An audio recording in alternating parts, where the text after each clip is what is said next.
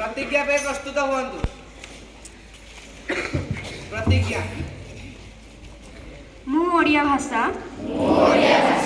एवं साहित्यर समृद्धता को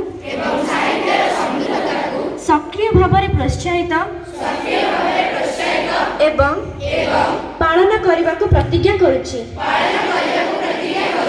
दैनंदिन जीवन रे निज मातृभाषा व्यवहार करी मु अन्य मानक मोर भाषा सह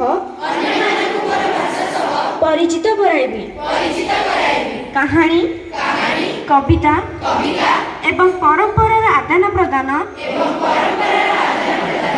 माध्यम मु आम राज्य तथा राज्य बाहर ओडिया भाषार साहित्य प्रसार एवं प्रचार रे